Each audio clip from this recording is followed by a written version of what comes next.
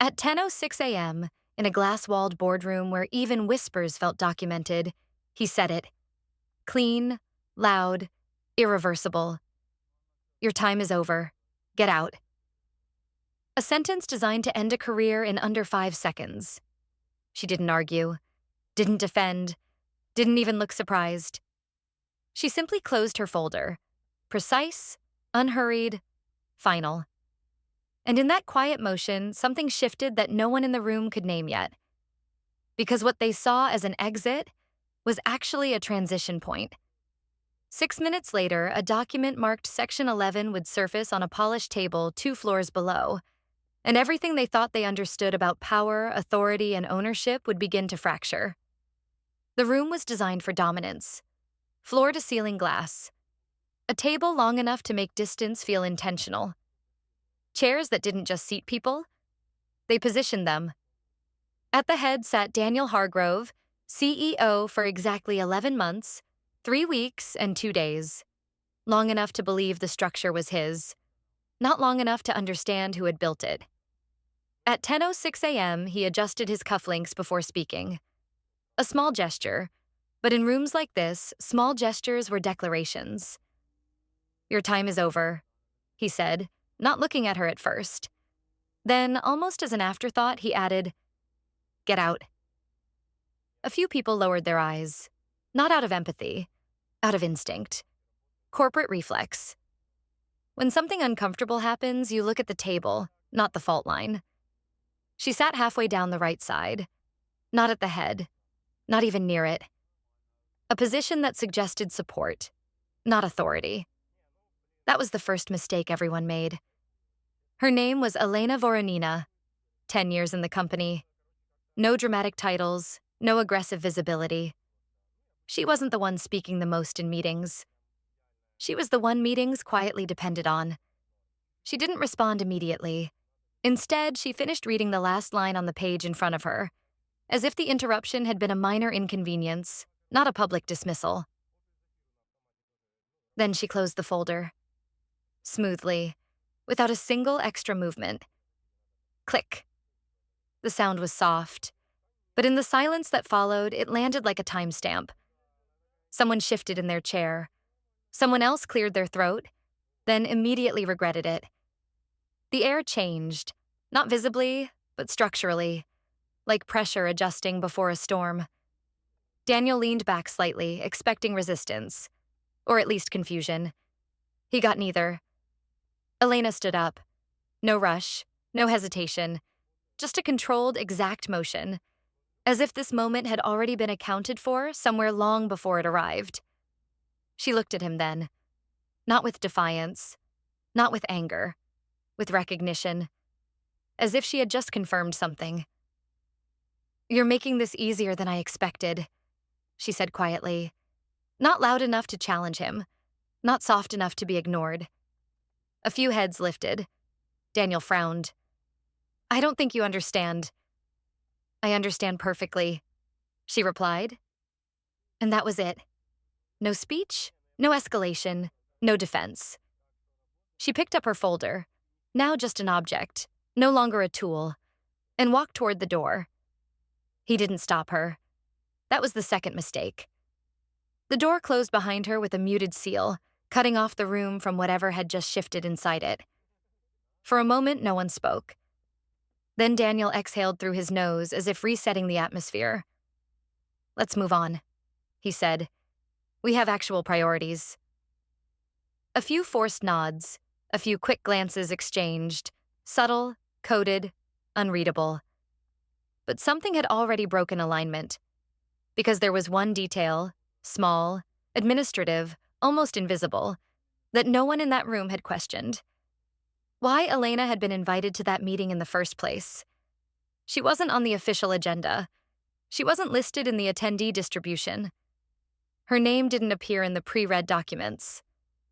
And yet, she had been there, sitting, observing, finishing a page no one else had seen, as if her presence had never required permission. Downstairs, exactly 4 minutes later, an internal legal notification was opened. Not flagged urgent, not marked critical, just processed, routine. At least that's how it looked. Until someone noticed the reference line. Section 11, ownership deed, and the percentage attached to it, 60%. At first, it didn't register, because in most cases, numbers like that don't belong to people who sit halfway down the table. They belong to people who sit at the head, or above it. By minute 5, legal had stopped multitasking. By minute 6, someone said, "Wait." And the silence that followed wasn't confusion anymore. It was recalculation, because the name attached to that document was the same one that had just walked out of the room. And suddenly, the question wasn't why she left. It was why no one had ever asked what would happen if she did. By 10:12 a.m., the building was still running on its usual rhythm. Keycards clicked. Elevators opened and closed with mechanical indifference. Coffee machines hissed like nothing had shifted. On the surface, continuity. Underneath, an emerging fault line no one had named yet. On the 12th floor, inside legal, the document was no longer just processed. It was being read, then reread, then quietly isolated from the rest of the morning queue. "Pull the original filing," someone said, voice low, controlled. A second screen lit up.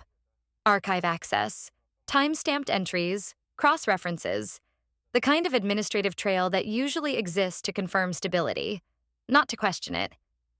But this one didn't behave like the others, because Section 11 wasn't a clause you skimmed. It was a structural hinge, ownership deed, primary controlling interest, non-revocable without dual-party execution. "Who signed this?" another voice asked. "Two signatures," came the answer. "Founding partner and—" A pause. Not hesitation. Recognition catching up with reality.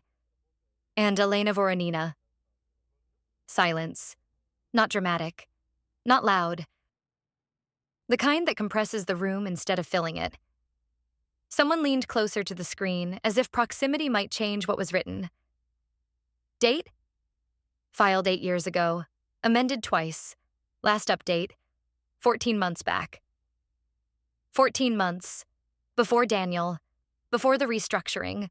Before the public narrative of new leadership had even been drafted. A quiet shift in posture moved across the room. Not panic. Something more precise. Recalibration. "Does he know?" one of them asked. No one answered immediately, because the question wasn't informational. It was strategic. Upstairs, Daniel was halfway through a performance review slide. And as you can see, Q3 projections align with... The screen flickered for a fraction of a second. Not enough to interrupt. Just enough to register as interference. He continued. Confidence intact. Voice steady. The room responding on cue. But near the end of the table, someone's phone lit up. A message preview. Internal. Legal. 3 words. Need confirmation. Urgent. The recipient didn't open it. Not yet. Instead, they glanced, briefly, toward the empty chair Elena had occupied just minutes ago. Then back to the screen. Then down again. This time, they opened it. The attachment loaded in under 2 seconds. A scan. Clean, formal, unambiguous. Section 11, ownership deed. Controlling share, 60% holder, Elena Voronina. There was no annotation, no explanation. None was needed. The recipient didn't speak, didn't interrupt, just leaned back slightly, subtle, almost invisible, and looked at Daniel with a different lens than before. Not as a CEO, as a variable. At 10:14, legal stopped asking whether the document was valid. They started asking how it had remained invisible. Was it ever disclosed during transition? Someone asked. No. Board review? No record. Then how? They didn't finish the question, because the answer was already forming, piece by piece, in the space between facts. Not hidden, overlooked, not buried, unquestioned. And that distinction mattered, because one implies intent, the other implies assumption. And assumptions, especially in rooms like these, tend to collapse all at once. Down in the lobby, Elena didn't rush. She crossed the marble floor at the same measured pace she had left the boardroom. No calls, no messages, no visible urgency. At the reception desk, the assistant looked up, uncertain whether to say something. Elena offered a small, polite nod. "Good morning," she said, as if it still was. Outside, the city moved without awareness. Traffic, light, reflections in glass. She paused for a moment near the entrance, not to hesitate, but to observe. Timing. Above her, 12 floors up, a decision matrix was starting to fracture. And no one had announced it. No alert. No escalation. Just a quiet sequence of realizations aligning in the wrong order. Back in the boardroom, Daniel reached the final slide. And that concludes... A chair shifted, this time louder. Not accidental. Intentional. He stopped mid-sentence, looked up. The same person who had received the message was now sitting differently. Less aligned. More independent. "Is there something?" Daniel asked, tone controlled but edged. A pause. Measured. Then, "You might want to check with legal before we finalize anything today." Not confrontational, not detailed, but precise enough to disrupt momentum. Daniel's expression tightened. "If this is about compliance, we've already..." "It's not compliance." The interruption was calm, which made it worse. Another silence. He held their gaze, waiting, expecting clarification. It didn't come. Because by now, the information had already begun to spread. Quietly, efficiently, without announcement. One message to another, one screen to the next. A network activating without needing permission. And the question wasn't circulating loudly, but it was everywhere. How do you remove someone? Who owns the structure you're standing in? By 10:16, no one in legal was multitasking.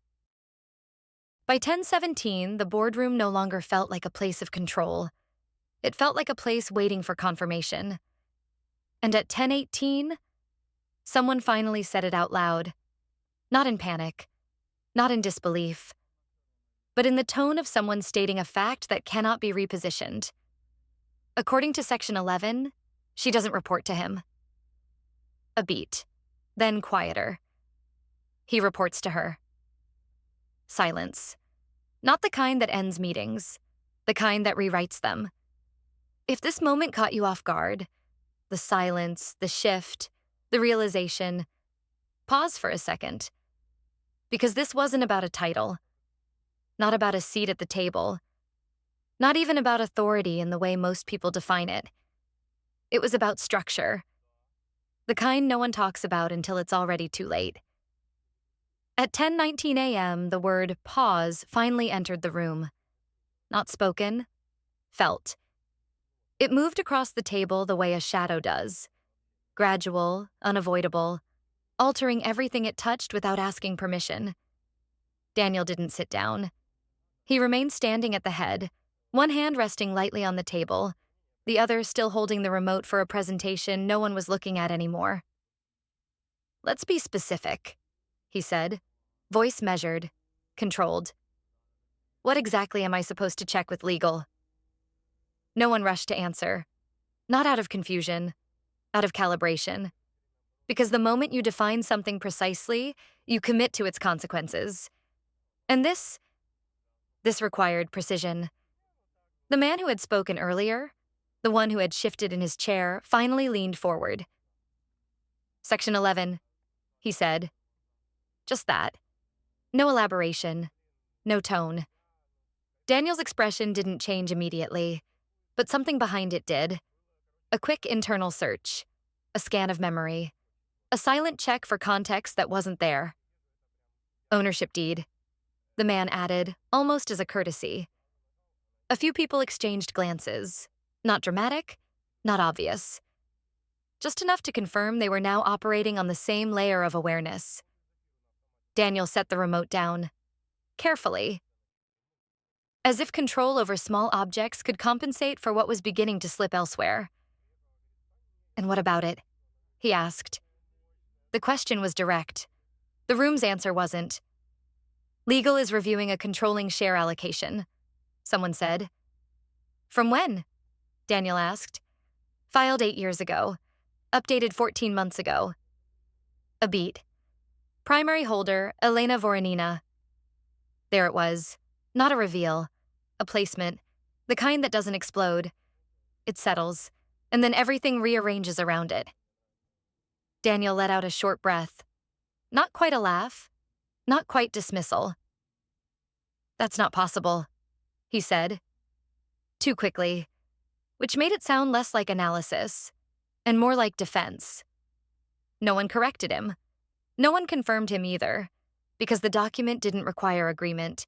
It existed independently of reaction. Do we have verification? He asked, shifting tone. Cross-checked against registry and internal filings, came the reply. It's consistent. Another pause, this one heavier, because consistency is harder to argue with than a single data point. Daniel straightened slightly, reclaiming posture. Then why wasn't this disclosed during transition? Silence again. But this time it carried a different quality. Not uncertainty. Reluctance. Because the answer, when it finally came, wasn't technical. It was disclosed. Someone said quietly. Daniel turned toward the voice. Where? In the appendix. A fraction of a second. Then another. Appendix of what? He asked. The acquisition briefing. The same voice replied. Page 183. No one smiled, but something in the room shifted. Subtle, almost imperceptible. Not humor, recognition. Because everyone in that room knew exactly what page 183 meant. It meant not central. It meant not urgent. It meant review if necessary. It meant overlooked. Daniel's jaw tightened. That document was over 300 pages. 312. Someone corrected automatically. Again, no one meant to escalate. But precision has its own gravity. And this, Daniel continued, slower now, was placed where exactly? Section 11, came the answer. A pause. Then, almost as if the room needed to hear it fully formed, ownership and controlling interests. No one moved, not because they were frozen, because they were aligning, with a version of reality that had just become unavoidable. Daniel walked around the table, not quickly, not aggressively, measured, controlled. But for the first time since the meeting began, not entirely certain of his destination. He stopped at the empty chair, Elena's chair, looked at it, as if proximity might offer clarity. It didn't. Where is she now? He asked. No one answered immediately, because the answer wasn't just location. It was implication. Left the building, someone said, at 10:11. The timing landed cleanly, too cleanly. Daniel nodded once, short, tight. Call her, he said. A simple instruction, one that would normally trigger immediate action. It didn't. Phones remained where they were. Eyes didn't drop to screens. No one reached. The delay was brief, but noticeable. Do we have direct authority to request her return? Someone asked. Carefully, not as resistance, as clarification. The question hung there. Not challenging, just exact. Daniel turned, looked at the speaker, and for the first time, the hierarchy in the room wasn't entirely clear. Of course we do, he said. But the certainty wasn't as stable as it had been 15 minutes earlier, because the room now understood something he was still processing. Authority isn't declared, it's defined. And Section 11 had already done that. At 10:23, Legal sent a second message, shorter than the first. No attachment, just a line. Recommend immediate board-level review. It reached 3 people in the room, then 5, then all of them. No sound, no notification tone. Just screens lighting up, one after another, like a quiet sequence of confirmations. Daniel didn't receive it last, but he read it last.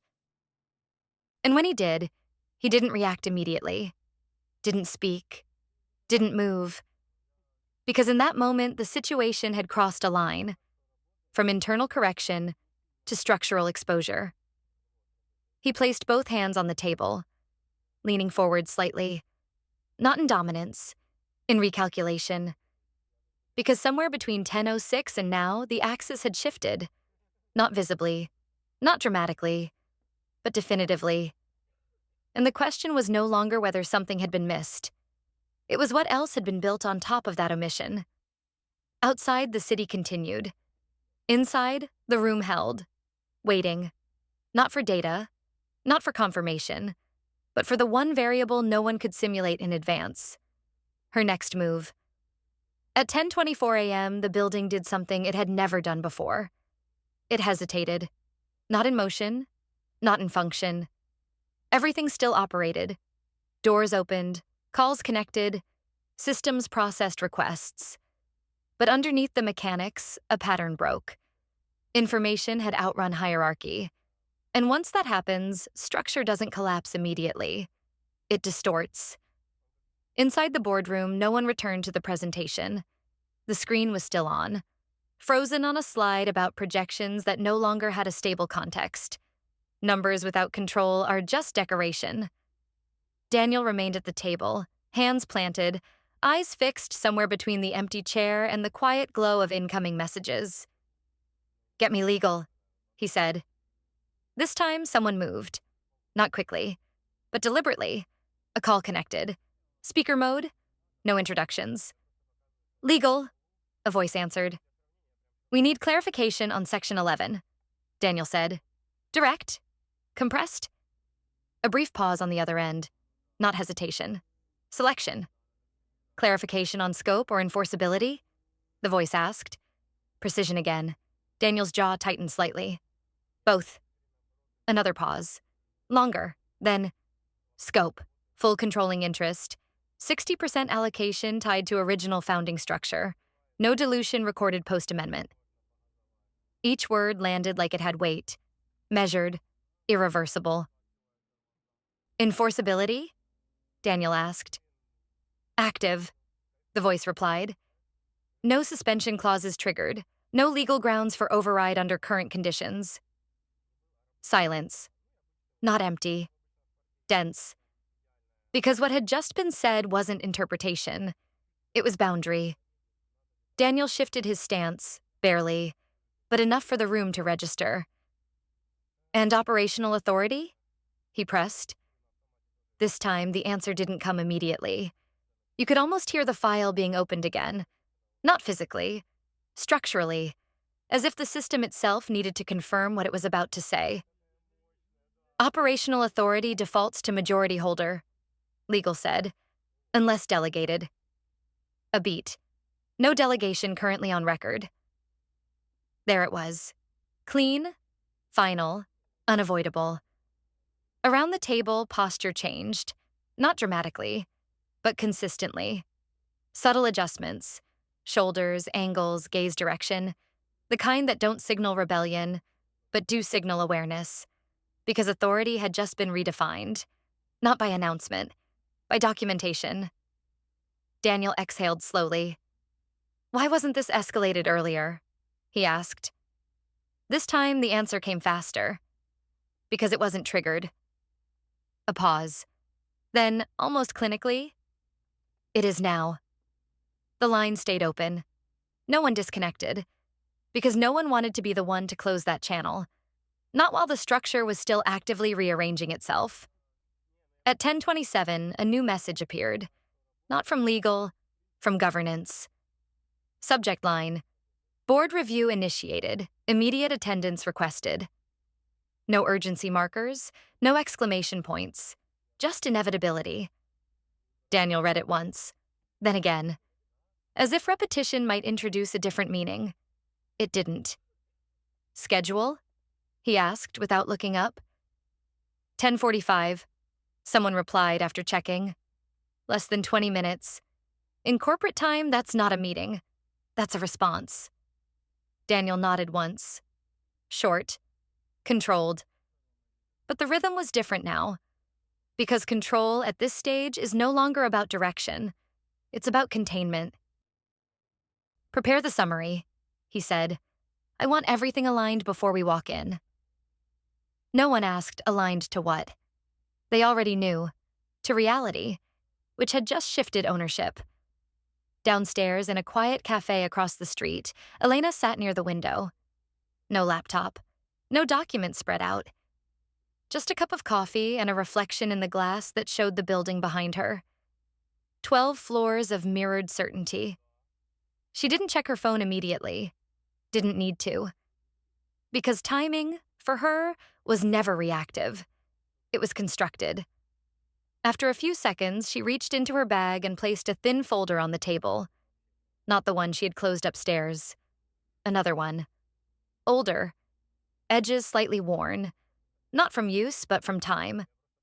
She opened it. Inside, copies, signatures, amendments. Each page aligned with the next in a sequence that didn't require explanation, because the explanation had already happened. Years ago. Quietly. Precisely. She turned to the last page. Section 11. Ownership. 60%. Her name, unchanged. Not highlighted, not emphasized. It didn't need to be. Outside, a car passed. Light shifted across the glass. She closed the folder again. Gently. No tension. No urgency. Just completion. Back in the building, at 10:32, the boardroom was no longer a place of discussion. It was a staging area. Laptops open. Messages cross-checked.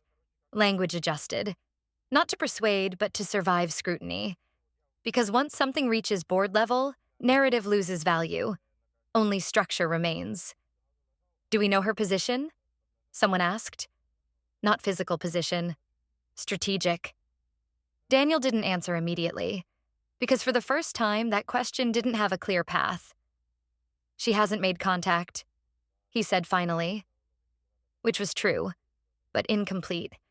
Because silence, in this context, wasn't absence. It was leverage. At 10:36, legal sent one more note. Shorter than all the others. Just one line. Majority holder retains decision priority in board escalation. No explanation. No expansion. It didn't need one. The room absorbed it. Not emotionally. Structurally. Because now the timeline had changed. This wasn't about explaining what happened. It was about who would define what happens next. Daniel straightened. Adjusted his jacket. Small gesture. Familiar. Controlled. But this time, no one mirrored it. No one followed. Because alignment had shifted. Not loudly, not visibly, but completely. At 10:41, the room began to empty. Not all at once, one by one. Measured, silent. Like pieces moving into a configuration that hadn't been planned, but was now unavoidable. And across the street, Elena remained exactly where she was. Not waiting, not watching, just present. As if the next move didn't require action, only timing. And somewhere between the boardroom and that quiet table by the window, a single question settled into place. Not asked out loud, but understood by everyone involved. What happens when the person you removed never actually left? At 10:45 a.m., the boardroom on the executive floor didn't feel like a place where decisions were made. It felt like a place where they were confirmed. Different table, same glass. Fewer seats, but heavier ones. No projections on the screen this time. No slides, no narrative buffers, only documents. And silence that had structure. Daniel entered third, not first, not last. A detail that would have gone unnoticed on any other day. Today, it registered. Around the table, the board members were already seated. Not all of them. Just enough to establish quorum. Enough to proceed. Enough to validate what had already begun shifting elsewhere. At the far end, a chair remained empty. Not symbolic. Reserved. A folder sat in front of it. Closed. Aligned with the edge of the table. untouched. No nameplate. It didn't need one. "Let's begin," said Margaret Ellison, chair of the board. Her tone carried no tension, no curiosity, just sequence. A document slid forward. Printed, signed, stamped. No screen could replace the weight of paper in moments like this. Item 1, she continued. Clarification of controlling interest under Section 11. No introduction, no background, because everyone in the room had already read it. Daniel didn't sit immediately. He placed his hands on the back of his chair, as if deciding whether to engage or to reposition. Then he sat. Controlled, measured, late enough to notice. Margaret opened the folder. "Ownership deed," she said. "Filed 8 years ago, amended twice. Last update 14 months prior to current executive appointment." Each phrase precise, each timestamp aligned. No one interrupted. No one needed to. Because this wasn't new information. It was stabilized information. Primary holder, Elena Voronina, 60% controlling share. The words didn't echo. They settled. Final. Margaret closed the folder. Gently. Not to end the point, but to confirm it. "Enforceability has been verified by legal," she added. "No grounds for suspension or override." A pause. Then she looked directly at Daniel. "Do you contest the validity of this document?" Direct question. No cushioning. Daniel held her gaze. For a fraction longer than necessary. "No," he said. Not because he agreed, because he understood the cost of saying anything else. Margaret nodded once. Acknowledgement, not approval. "Then we proceed under confirmed ownership structure." There it was. Not a shift. A formalization. Because until that moment, everything had been discovery. Now, it was recognition. A second document moved across the table. Shorter. Denser. "Item 2, Margaret continued. Operational authority alignment." No one asked what that meant. They already knew. Under Section 11, majority holder retains priority in strategic and executive directives unless delegation is recorded. She paused. Not for effect, but for clarity. There is no delegation on file. Silence, not uncertainty. Completion. Daniel leaned back slightly. A minimal shift, but enough to signal that the frame had changed. "So what exactly is being proposed?" he asked. The question was composed. Professional, but it carried a new variable. Position. Margaret didn't answer immediately. Instead, she turned the second document toward the empty chair. Not dramatically. Just precisely. As of 10:11 a.m., the majority holder exited the premises following a public termination attempt, she said. No emphasis, no judgment, just record. Given confirmed ownership, that action has no legal effect on her standing. A beat. However, it does have implications for executive authority. Daniel's fingers tightened slightly on the armrest. "Clarify," he said. Margaret met his gaze again, this time without pause. "Your position is operationally subordinate to the majority holder's authority under Section 11, she said. Pending her directive, your current actions are subject to review. Not removal. Not yet. Something more precise. Containment." The room didn't react, because reaction would imply surprise. And at this level, surprise is a liability. Another board member spoke. Quiet. Exact. "Have we established contact?" A glance around the table. A subtle confirmation. "No," Margaret replied, which meant something very specific. She hadn't responded. Not that she couldn't be reached. A difference that mattered. At 10:49, the door opened. No knock, just a controlled movement of space. Every head turned. Not quickly, not dramatically, but fully. Elena stepped in. No rush, no hesitation. The same measured pace as before. Different room, same presence. She closed the door behind her. The sound, soft, contained, cut cleanly through the silence. No one spoke, because there was nothing to introduce. She walked to the empty chair, her chair, placed her folder on the table, opened it, aligned it with the existing documents as if they had always belonged together. Then she sat, calmly, no claim, no announcement, just position. Margaret inclined her head slightly. A gesture of acknowledgement, not hierarchy, recognition. "Elena," she said, "we're reviewing Section 11. "I'm aware," Elena replied. Her voice carried no tension, no edge, just clarity. Daniel watched her, carefully, not as someone returning, as someone who had never actually left. "You walked out," he said. Not accusation, observation. Elena looked at him, level. "You asked me to," she said. A pause, then softer. "I complied." No irony, no emphasis, just fact. Margaret didn't intervene, didn't need to, because the dynamic had already settled into its correct alignment. "We're moving to authority confirmation," Margaret said. "Any delegation to declare?" Elena rested her hands lightly on the table. Fingers relaxed. Posture exact.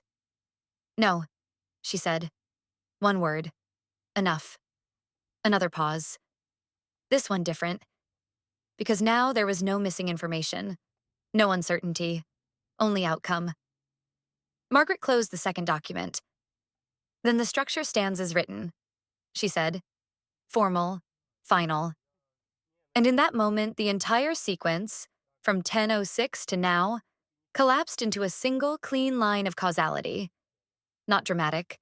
Not chaotic. Precise. Because nothing had been taken. Nothing had been forced. Everything had simply been revealed. Daniel exhaled slowly. Not defeat. Recognition. Because the system he believed he controlled had just demonstrated something fundamental. It didn't run on perception. It ran on definition. And definition had been written long before he arrived. Elena didn't look around the table. Didn't measure reactions.